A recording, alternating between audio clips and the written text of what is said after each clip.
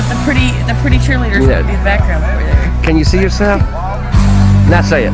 You're watching David's Grand Sports Report. Atta girl. Lily loves the diner on Jacksboro Pike, and it's no wonder with all the goodies they have down there. Not to mention the great home cooking. Not surprising they're voted Campbell County's best again for 2014. Open Monday through Wednesday 11 a.m. to 8 p.m., Thursday through Friday 11 a.m. to 9 p.m., also open Saturday from 8 a.m. to 9 p.m., and Sunday from 11 a.m. to 3 p.m. Now serving breakfast on Saturdays 8 to 11 a.m., and it's all you can eat specials Thursday through Saturday. Welcome to the diner, where you'll find all your favorite foods. Come by and see Amanda or Linda at the diner on Jacksboro Pike, 423-566-4708. Your child depends on you for their every need. So how do you give them what matters most? Calvary Christian Academy offers a Bible-based curriculum for pre-K through 12 in a safe and nourishing environment. At Calvary, we focus on student needs with programs that inspire them to grow in mind, body, and soul.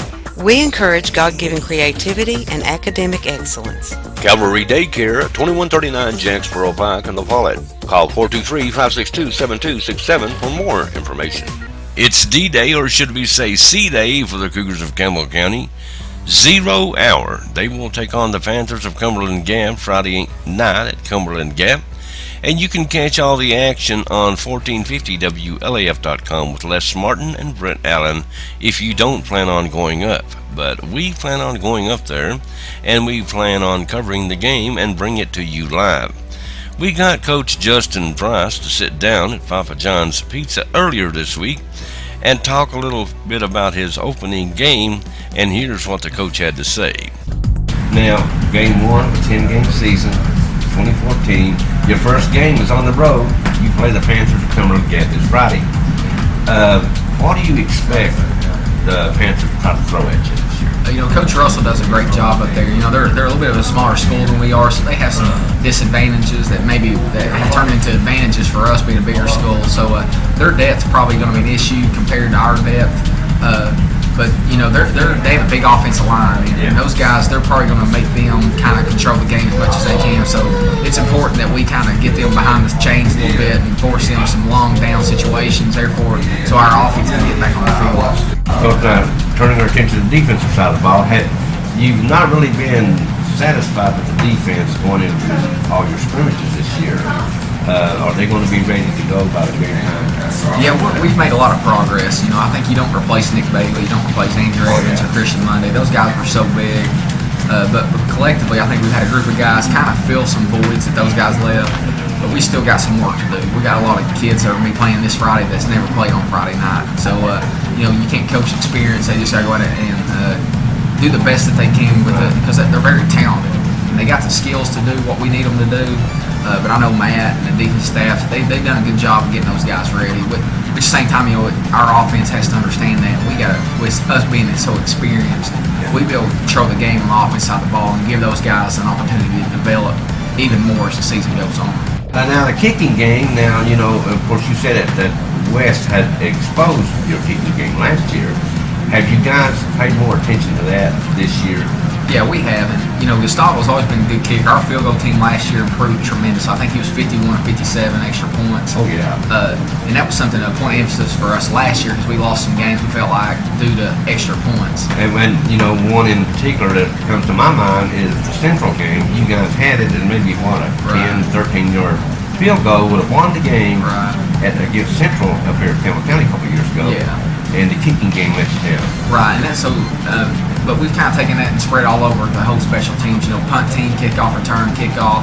We just want to get all three phases in our program be as solid as we can be. And I felt like we'd spent so much time on offense and defense the first couple of years that we kind of put that stuff on the back burner, and it eventually caught up to us with the way Knox West runs their program. Right. And they kind of exposed us pretty quick with those, and I feel like we've made a lot of progress in that, and I think our kids understand the importance of special teams. A lot of times in high school, these kids want to catch the balls and make the tackles, but they kind of forget the third phase, which is just as important as all of them. And it's all field position.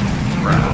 Now don't forget, you can catch it all right here on the WLAF Sports Network on 1450WLAF.com. Nobody, and I'll repeat, nobody covers the Cougars like AM 1450, FM 100.9, and the WLAF Sports Network and Cable Channel 12.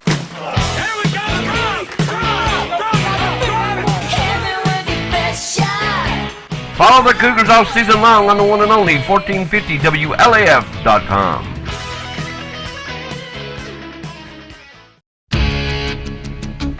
When every second counts, count on Vital Care MedTrans. You do have a choice when it comes to ambulance service in this area. So when you call 911, ask for the best. Wait a minute, are you Vital Care? Yes, we are. Good. State-of-the-art equipment and a well-trained staff who stand ready to respond to your call. That's Vital Care MedTrans, when nothing but the best will do. Jellicoe came into Jacksboro Middle School for round 2 in high school volleyball, as the Lady Cougars are using Jacksboro Middle School as their home floor this year due to all the construction going on at Campbell County High School over the summer. They played last week at Jellicoe.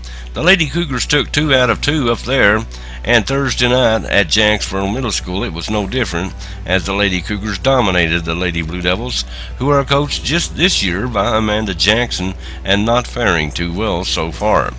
Game 1, the Lady Cougars won 25-12, and Game 2 was a little bit closer, but still a win, 25-16, and the Lady Cougars are on a roll so far in this young season under the guidance of April Miller and Patrick Sweat. They played 2 and won 2, and both have been against Jellicoe. Powell comes in to test the Lady Cougars September the 4th, starting at 5 p.m. with the JV. Speaking of the JV, our Lady Cougars won the first game with their JV, 25-15, but lost the second game in a great game here, 25-24, to Jellicoe, but won the third game 15-5 to win the match. So in almost 2 weeks, the Lady Cougars will hit the floor again Thursday, September the 4th, against Powell at Jacksboro Middle School. We don't know when the Lady Blue Devils play again.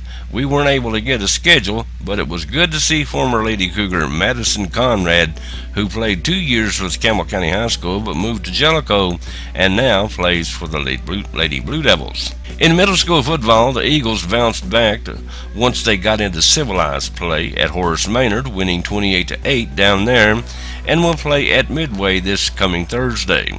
The Foley Middle School was on the road at Oneida, but we didn't get a score, but do know they will play no one next Thursday as they're off, and then the following Thursday they play the Eagles of Jacksboro Middle School down there.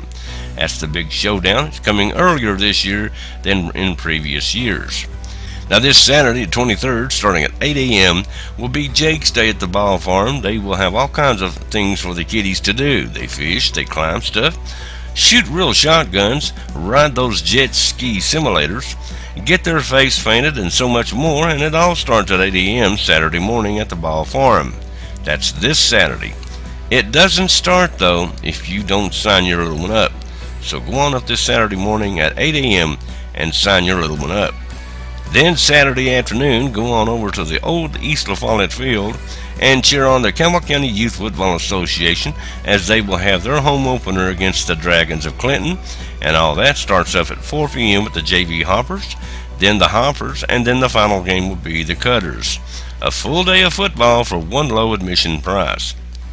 Okay, that's all the sports I've got for you today. You guys have a great weekend, and stay tuned, there's more to come right here on WLAF.